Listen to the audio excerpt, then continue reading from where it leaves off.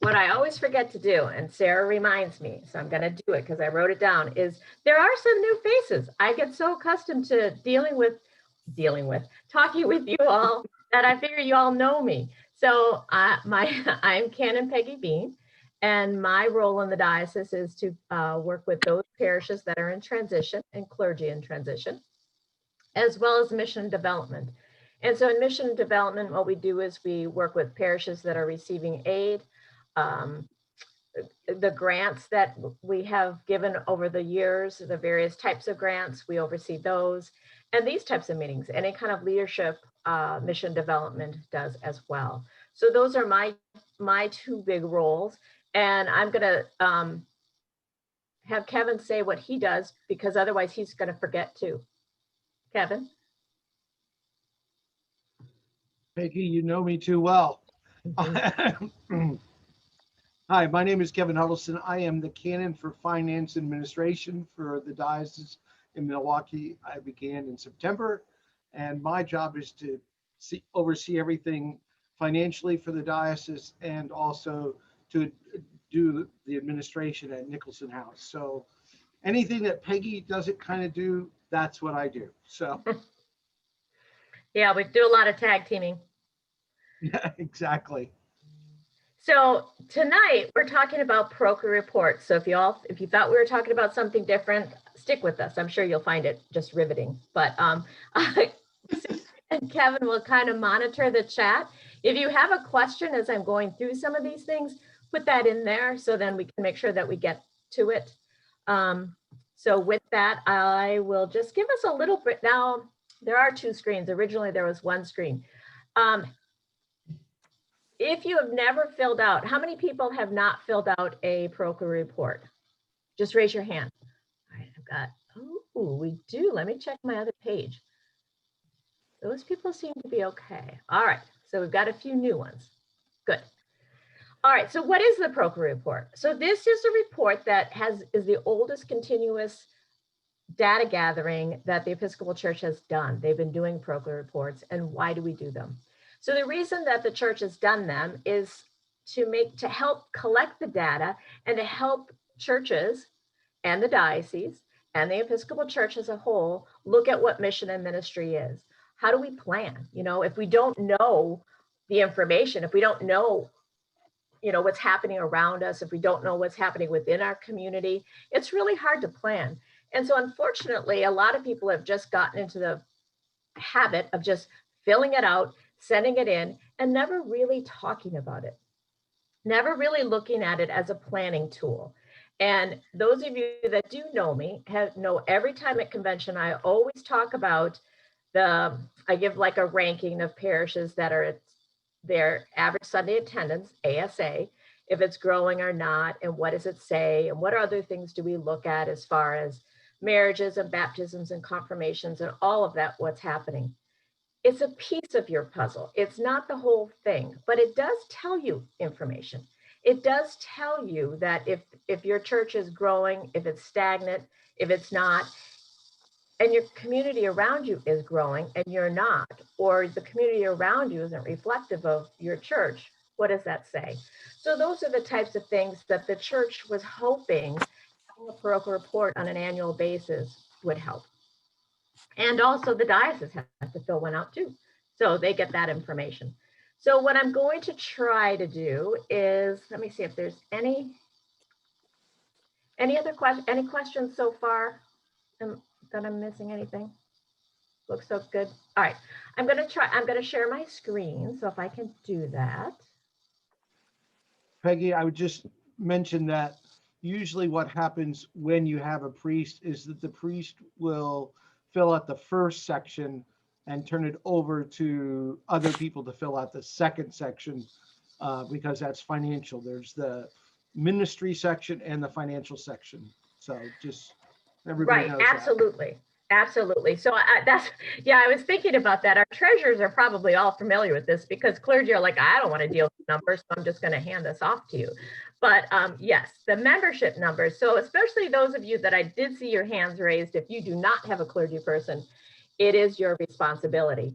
And years and years and years ago, when my children were little and I was a parish secretary, I did this all the time because the clergy didn't want to do it. So I did the membership part of it. So I know it can be a pain, but it also can be quite helpful.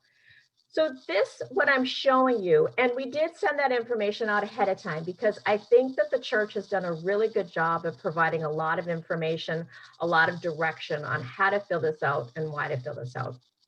But I wanted to show you this, and this is one of them that just has the basic forms. So like at the bottom of this page, we'll have the Procre report, but I want you to look at the top of the page. Years ago, we had something called Percepts, and then it was called Insight.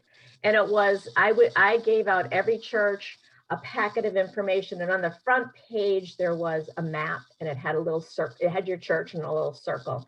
And the 3-mile radius was telling you all the demographics about that. And we've talked about demographics. We've talked about that it's important to know what's going on in your community. I remember a number of years back, walking around St. John in the Wilderness in Elkhorn, and all the shops around there were just closed up, and the town, you know, really was going through a difficult time. That's important information to know.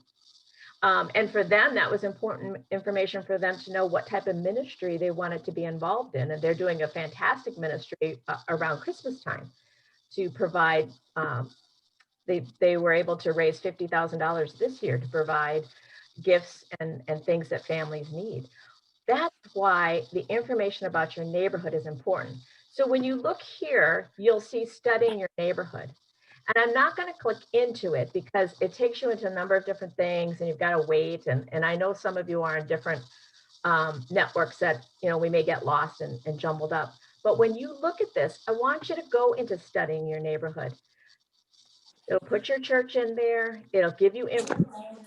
It'll talk to you about the trends that are happening. It'll give you a number of people moving in, people moving out, the economy, what is happening. You need to know that, but you know what? You can know that too, because if you're out and about, you can see what's happening. But this gives you something to talk about. You also have the Procre report results, and they give you that information over the last 10 years to have a chart, and I'll kind of show you. So you can see, are we increasing, declining, what's happening regarding stewardship as well as your numbers. So I think that it's really good information.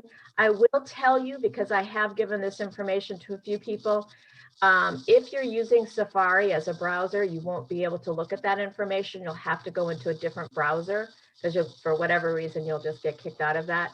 So if you're having trouble, let me know if you're having trouble, but I would first try your browser. But definitely take a look at this and have conversation with your vestries about what this says or doesn't say.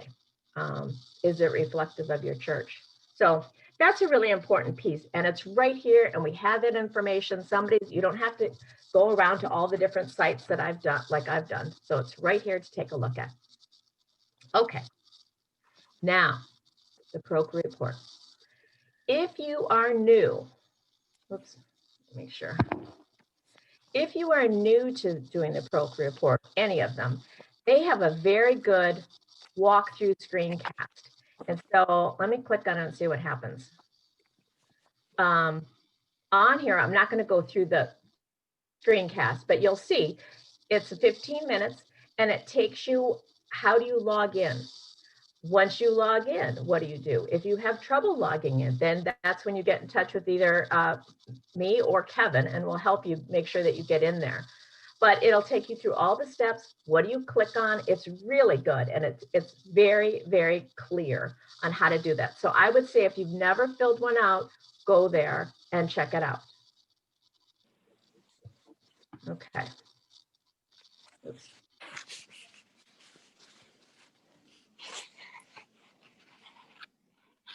So now, what's different for 2020? And there are a number of things that are different for 2020 in the membership piece of it. So we did talk this morning to the clergy about this so that they have an idea of what to pay attention to. But if they're having a conversation with you about it, which hopefully they will, you'll have an idea of what they're talking about. And if you have to fill it out, you'll know how you're supposed to do it. Now, on this, you'll see that we've got how to file the report. So that's when you would click into there after you've watched the screen walkthrough if you haven't done it. If you want to download the full report, you can just click right there. Here is the instruction booklet. It's like 25 pages. If you want to have, if you really need to have a hard copy, go ahead and do that. They also have the web page, so this you can click in. The thing that's also good about the report is once you're in the report, you can click on it. Like if there's something that's new or you don't understand, you can click into there and it'll take you into the web part of it. So I want us to look at that in a moment. Let me see, make sure I'm not forgetting anything else I wanted to tell you. Okay, I don't think so. I think the best way for us to look at this is going to have us look at the form itself. So let me see. Oopsie. Oops, I don't think that's what I wanted, but we can still get there. So if you run into trouble, you just go back to the Episcopal Church website. They'll have all these parochial report. You can get in there. So I wanted to go back here so that we can actually open up a form.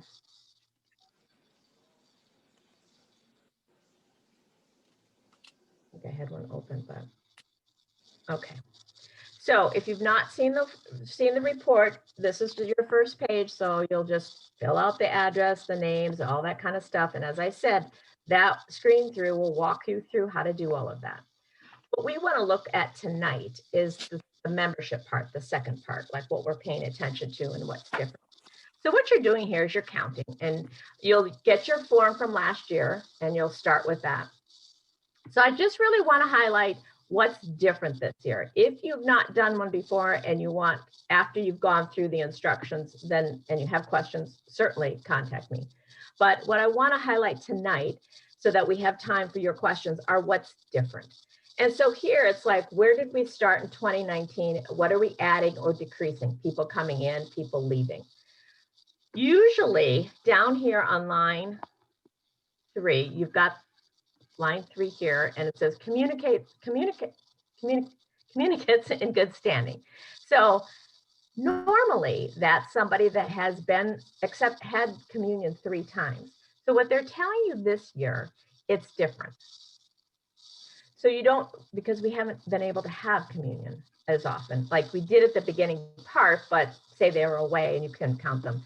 So in this, if there's a good cause that is preventing people from coming, pandemic, then our counting can be different. So here, you can count people as communicants in good standing if they are pledging, if they've been attending your online services, if they've been doing work, if they've been coming to some other things, if they're active and you know that they're still involved, go ahead and count them. Don't worry about having communion 3 times. Okay, that's that change. But the big change is going to be right here, 7 through about 16. And 7 is where you do your average Sunday attendance, the ASA. And normally you're going to take the Sundays and you're going to add them up and you're going to divide by that many Sundays. Because of this in 2020, we were not able to do it. We are only counting from January 1 to March 1. So you'll divide by 9. There were 9 Sundays in there. If there had been, and I don't know, I'd asked this morning and nobody said, so I don't think that there was a major snowstorm, but if there had been and you only had 8 Sundays, you divide by 8. So your average Sunday attendance is that number, okay?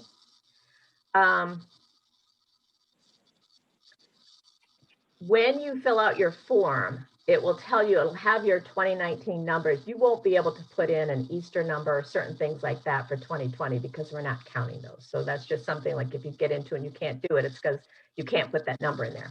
This is the only number there is that average Sunday attendance is from January 1 to March 1st. So now, what do we get into the other numbers? And that's 10 through 16. And what they're asking here are not for numbers of people. They're asking for numbers of services. So because we haven't been able to meet. And you can see the difference here is we have in-person and online. So what, and again, as you're filling this out, if you're confused as you're looking at this, you just click right there and it'll take you into the information booklet that'll explain this. And that on this membership part is in green, so that you know you're looking at something that's only for 2020. So when they talk about in-person services and online services, you have to remember that the Episcopal Church is very different across the country. And the way the diocese operate, the way that they, not as far as counting here, but financial piece, and we'll get to that in a moment, but the way that they've handled the pandemic because of the areas has been different. So some places were open, closed, opened, closed, and so you had in-person, online, and so you maybe have more in-person services, or like we did, we had the diocesan worship. And so you did not have any in-person services, and you had the online services. So the only way to count an in-person service is if you, like if we're going to talk about a Eucharist, that means you had to have a full Eucharist with bread and wine with somebody in the congregation. Now, we had the question earlier today, if you're doing an outdoor and you did the priest did the full service and people were in their cars, that would count because the people in the cars are the congregation, like in the pews, and the full service was done. But oftentimes we haven't done the full service. And then that's when you're going to be putting daily offices on Sunday or Saturday evening. That's your online piece. So what you're putting there is you were offering. So you may say, well, man, we didn't do anything from March until whenever we ended our services, the end of the year, or when we could go back. We didn't offer that, but you offered the diocesan worship. That still counts. So if you were offering that worship, you would that as we offer that online service. Questions on that so far? If we participated in the diocesan, where would we get a number for that? What do you mean?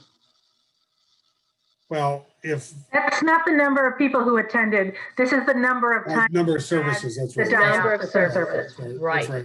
That's right. Right. Sorry. So this whole section is not for number of people. The only one about people is the average Sunday attendance. Because even we'll see about marriages, like if the marriage service.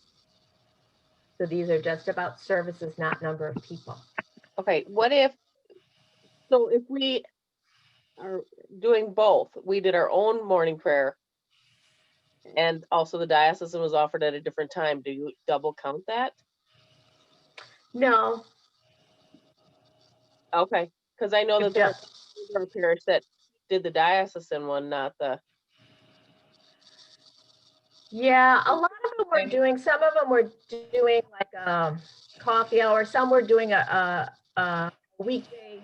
Well, that's why we've got our weekday or daily offices on Saturday, Sunday, or the other daily so offices. would you count? So if we did our own, we wouldn't count the diocesan also? You You're understand what I'm saying? So there's two separate ones maybe offered on Sunday morning at different times.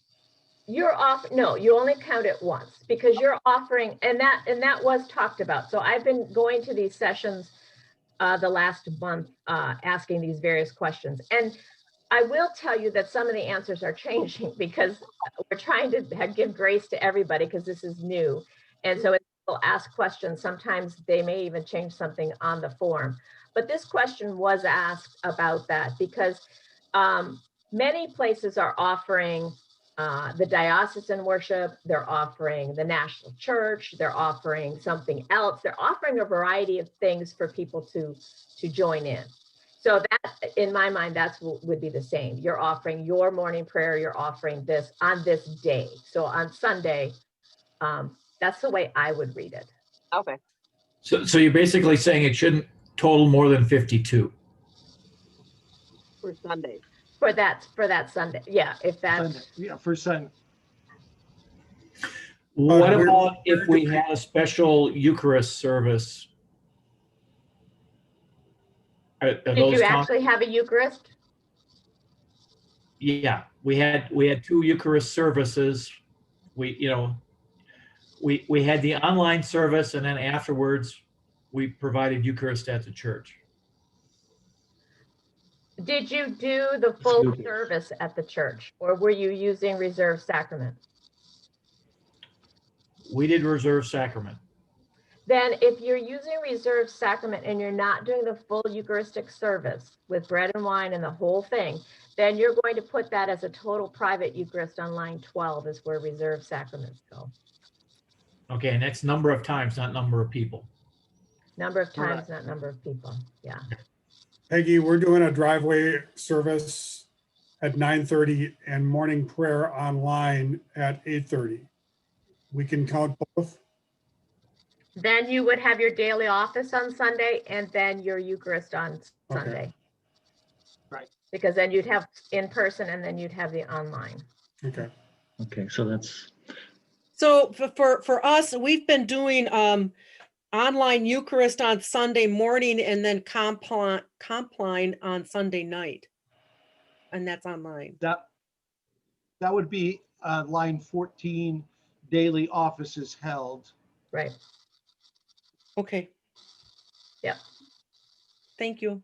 So if you've got the daily office, and that would be Compline, that would be, or reserved sacrament is a special thing. The only thing for Sunday Eucharist is if it's the full Eucharist, is what they really are trying to get at. So then because remember, what they're trying to do is get some information to see how this is. So you do your best.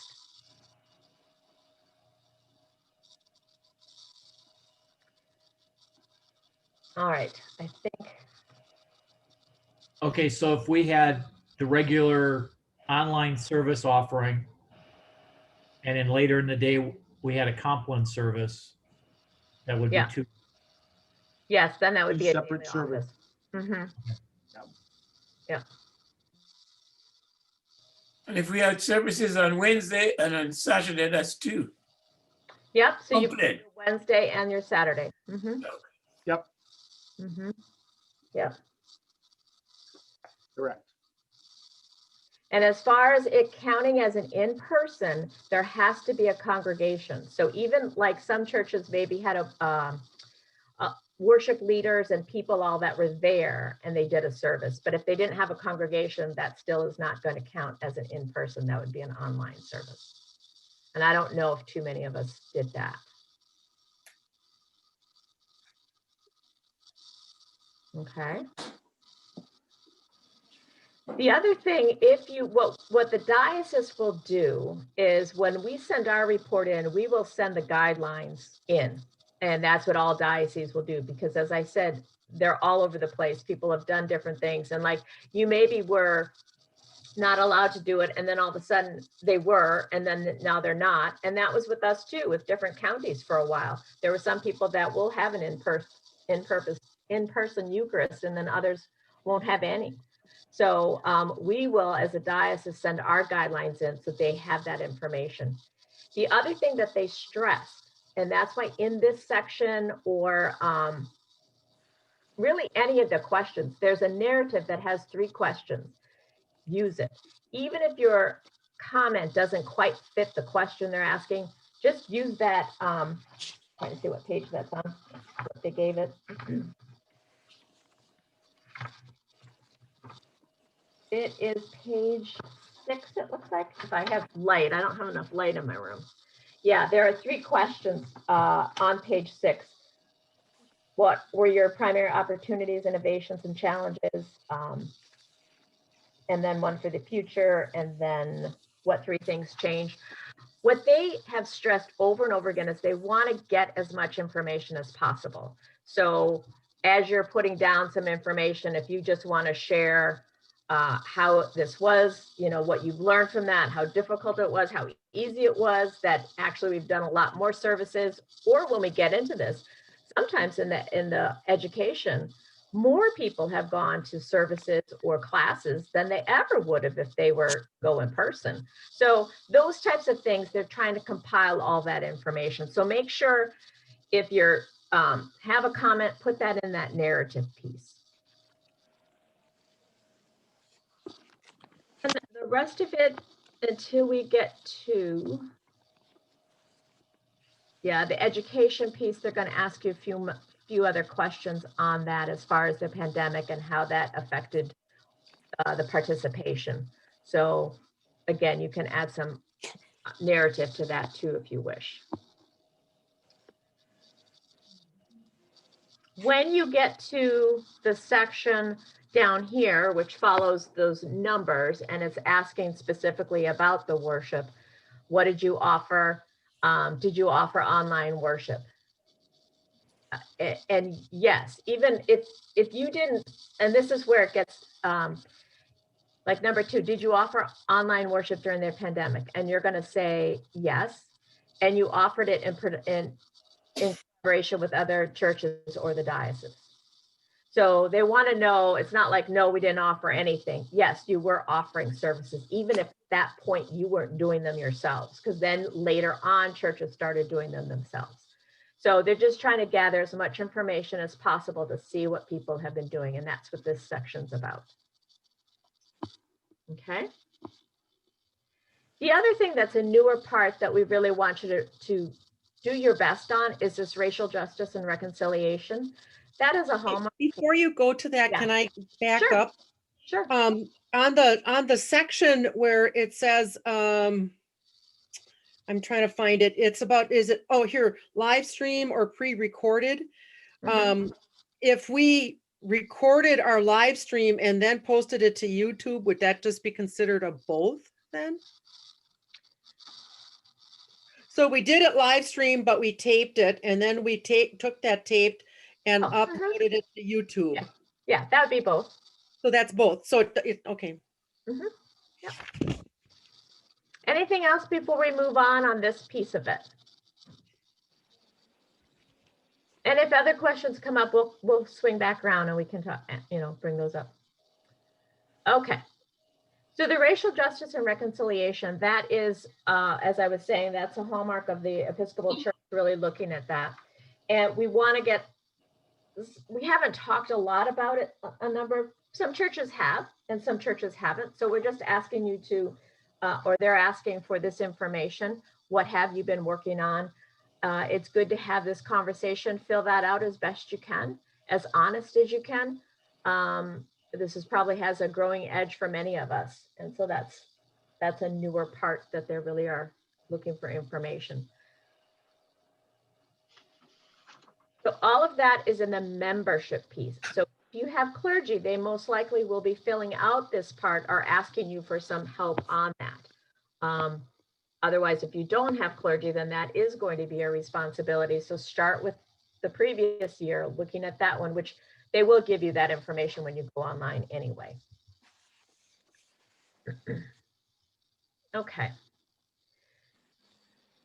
The only real there are a couple big changes or things to pay attention to in the stewardship part. So you treasurers, you got this part with pledges and dollar amount and all that kind of stuff.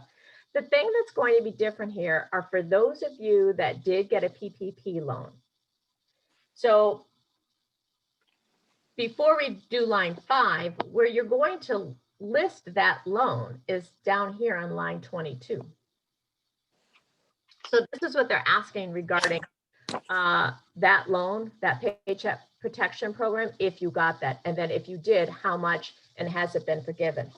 The thing is, if you fill that out and say, yes, we got $30,000, you need to come back up here to line 5 and put that in there. Now, this was a big question because some dioceses, the way that dioceses figure out their assessment is all over the place.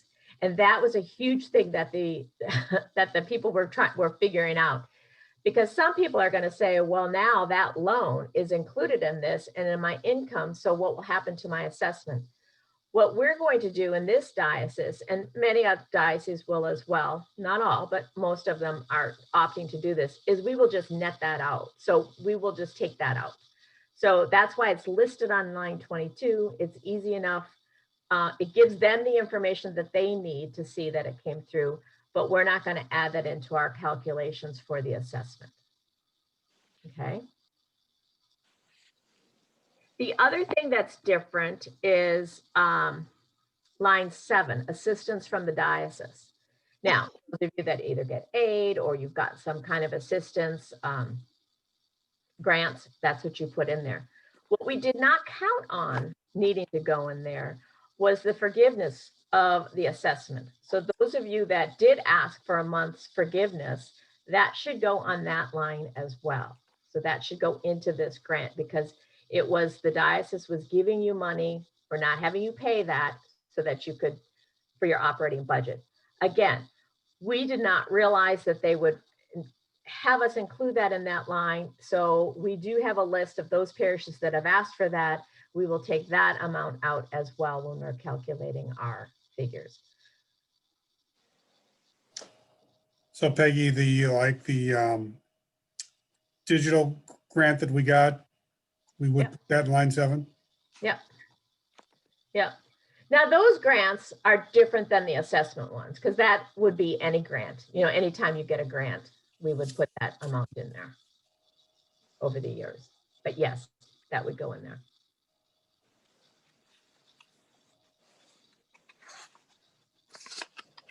So we were just concentrating on the things that were specific to 2020 with the assessment forgiveness because that is not a norm and the PPP loan. So again, when they ask for information like this, they are just trying to glean as much as possible. And then following that stewardship piece, this is the narrative.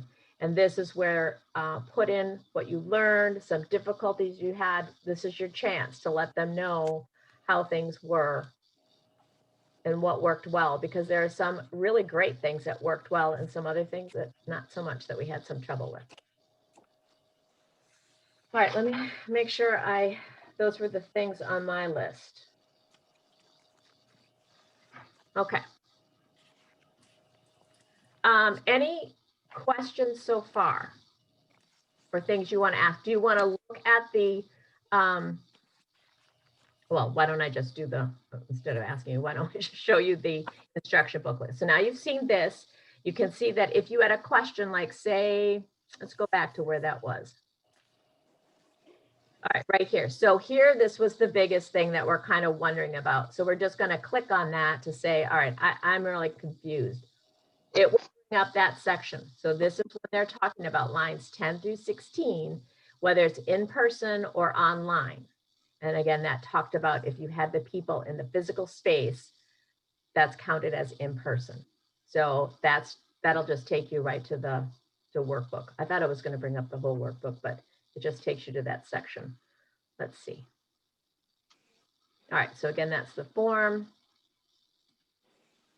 The workbook. The workbook has the various categories. So again, you get into the workbook, you've got your oversight into walkthroughs on how to fill out the PROCA report.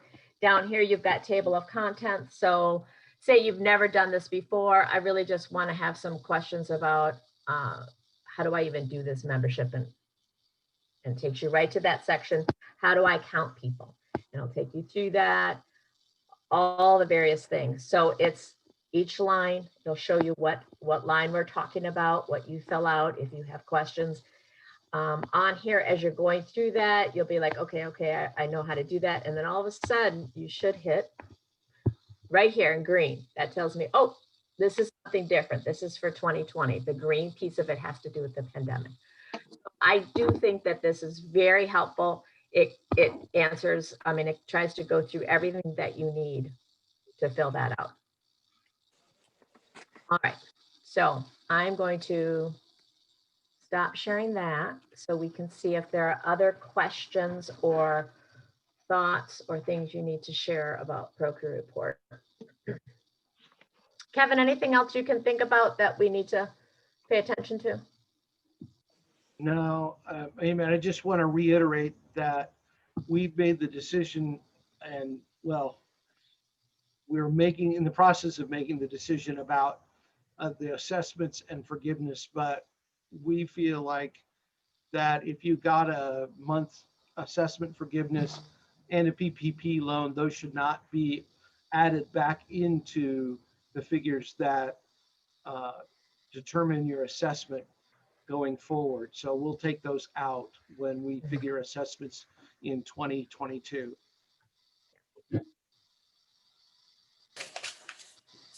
I hope that made sense. Well, once you get into this, so has anybody completed their program report? It's March 1st. Let's see. Sure Do I we have have. any hands? Oh, Ron, did you say you completed yours? That was part of the problem when they started doing the sessions to answer any questions. It was really set up to answer any questions of difficulties you've run into. And everybody's like, nobody's filled it out. Nobody's looked at it. Okay. It's been there for a few weeks. So try to do it ahead of time. You've got this, I would say to do this in, well, February is right around the corner, but it really is not as complicated as oftentimes people make it seem. I mean, once you get in there and you start just counting up people. Yeah, But the I only think, yeah, and just to have good conversation. This is an opportunity to talk with, I mean, fill it out, but you don't have to have the talk right now, but why not? You know, make sure that your vestries really understand, not just quickly sign off, okay, well, our numbers are bad or our numbers, we don't even know why. What's about these numbers? Have a conversation about this.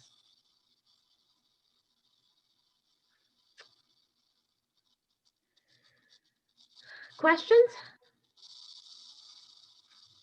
Ron from St. Francis, the only problem that I saw coming into this evening was that we did not have a priest from January to March. We had a priest from March until end of October, and now we don't have it. So I'm gonna have to play with names and get everything set correctly. Yeah, you mean on the first page, just filling that out? I mean, yeah, that won't be. Yeah, and the rest of it's, you guys did a great job tonight on explaining everything and greatly appreciated. You helped me. Good. Good. Excellent. Yeah, and what Peggy said earlier, do not hesitate to contact either Peggy or myself. And we're glad to help walk through it, answer the questions. We'll give you the best. It may not be the right answer, but we'll give you the best answer we know at that point. How's that? That's good, because we did get a question before, and Sarah had talked a little bit about this, that there has been some word out there, and I've seen in a few other dioceses that next year, 21, that they may be counting views. Like, so all of you that have been doing online, and you know how complicated that can be with Facebook, or there's a whole bunch of different platforms. I haven't gotten word on that yet, so that'll be a question I'll take back and say, is that something we should be paying attention to? Because if it is, you guys need to pay attention to it now, because how are you counting? I think that's going to be a huge can of worms, but I'm not. Well, yeah, especially if it's on the diocesan level, how would we know Right. as a parish who from our parish is watching it? There's no way we would have those numbers. Right. Okay. So I don't know. One question I have real quick is pretty specific. On number 11, we did a online recording of Christmas Eucharist. There were some parishioners in the building at the time, and they took communion. Would I count that twice for a weekday Eucharist on number 11? So you did a weekday Eucharist, yes. For Christmas. We did a Christmas service, so it was a weekday Eucharist. So, but there were people there that took communion, and then it was recorded. Yes. And for Christmas, okay. Yes, as long as there were people there and they. There were. That's I mean, that's a pretty specific question, but that was the only one I had. So. Yep. Yep, that'll work. Okay. Any other questions? Treasurers, you've got this, right? Anything that really wasn't a bunch of new stuff for you.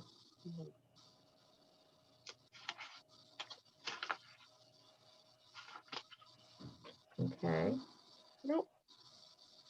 Wow. Well, I'll just call on all the treasurers next year when I have to figure out how to take out and put in different numbers for assessment. Mike, you and I are going to have to work on that. That'll be fun. Yeah. So that's why, now, Kevin, do you have, I mean, since we have everyone here, Do you, well, regarding the PPP loan, that's the easy one because you have to list that on too. So that's not the hard one. Other one is the grant. So that will be the list, which Kevin will have a listing of anybody that had that forgiveness. Yes. Right. Yeah. So that will be fun. But that is the question. And that's why people were wondering, how our diocese is going to handle that. But yeah, we'll have to do. Spreadsheet time. Kevin, spreadsheet. What are you talking about? That's my life these days, Mike. Are there any other questions that you have for us? Will the equipment grants? Yeah, Derek. Will the equipment grants be counted as income? And a part, the equipment for that grant that we applied for and got for live streaming equipment, is that going to be counted as income? Yeah, that will be like any grant, because every year Mission Development gives out about $50,000 in grants. So, and this is what's interesting because I've never really looked to see how you're all putting them on the list, but any grants from the diocese are helping with the budget. So that we decided, or we've, I guess we can still talk about that we weren't taking that out because that would be normal. Like we would have put, if it wasn't a pandemic and you had received a grant for say $5,000 for, a new ministry you were starting, that would go in there as a grant that was given to the diocese and we wouldn't think twice about it.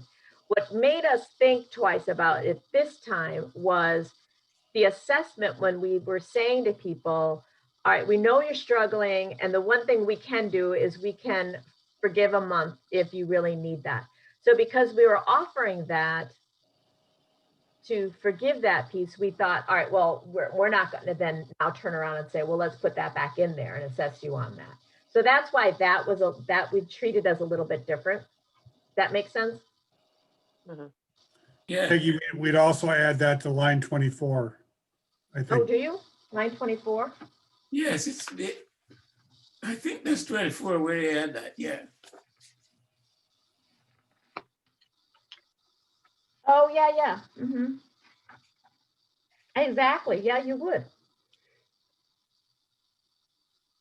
Well, my question was whether it would be taken out, just like the other things that we say would be taken out, or whether it would become a part of our assessment. That's what I was. Yeah. I can argue that a different way though, because one of the things that we talked about is this is our future. Is that, and when we gave the grant and we had all the different things and we really wanted you to look at what is virtual platform going to be? How are we going to use this moving into the future? So I think that from my standpoint anyway, and mission development would be looking at this is really in your development. You need to have this. As we've talked about for a long time, wearing my other hat in transition, we don't do portfolios anymore where you write any kind of slick stuff and you send it out and have these copies made.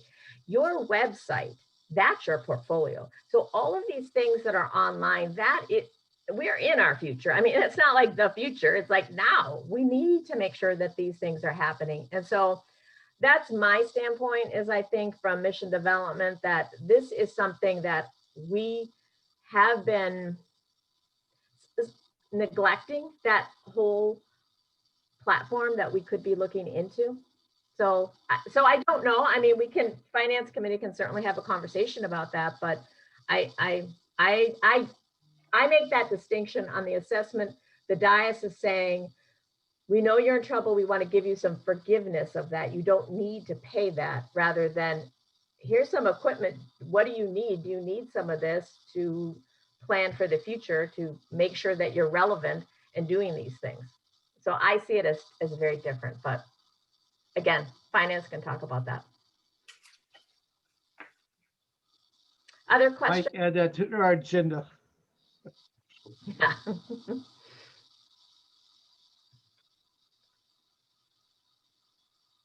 Good. Well, like Kevin said, if you have any questions filling that out or even, or Mike, from the financial standpoint, I normally don't do that piece of it. So that's why all of a sudden, oh, I hadn't looked at that. But yeah, again, just treat this as a good tool to have conversation with your parish and realize that the Episcopal Church wants this information. They really, really want you to provide as much as possible. We're learning from each other. And it won't just be because of the pandemic, but a lot of the things that have been happening are like, that's very interesting that that particular diocese was doing that. How then do we build on that? So your information is very important.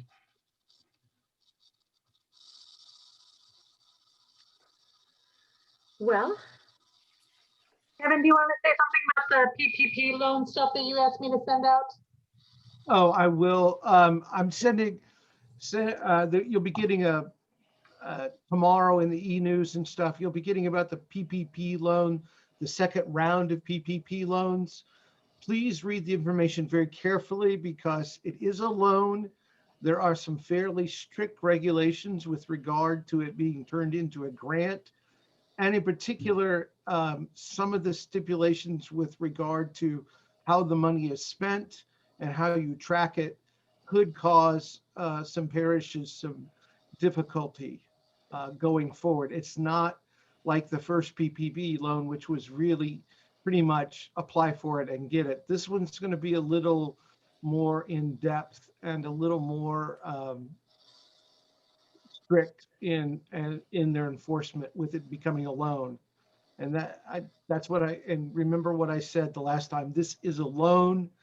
Do not treat it like a grant until such time as you get it as a grant.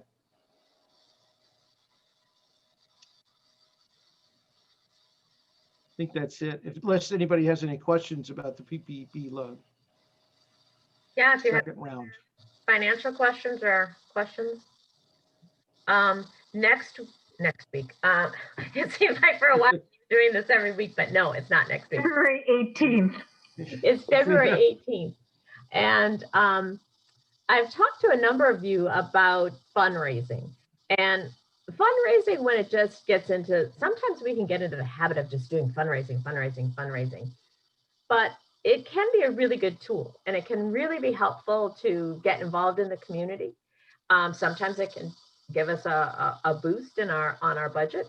And so we're going to have people talking on February 18th, 7 o'clock again, about fundraising for cause. Like oftentimes there will be a cause that you're trying to raise money for. And as I had said before, St. John in the Wilderness, small church of 12 people or so, they were able to raise $50,000 for their Christmas gift program that they do this year in a pandemic. So you can still do that. You can still do some fundraising. A number of other places did cookie sales or, Christmas craft things and stuff like that. And that worked well too, better than anybody ever thought. So we're going to have that on the 18th. So come and listen and see if there's new ideas, if it sparks you, or if you've got a story to share. We've got a number of people from around the diocese that will share their stories. So I'm sure that'll be interesting.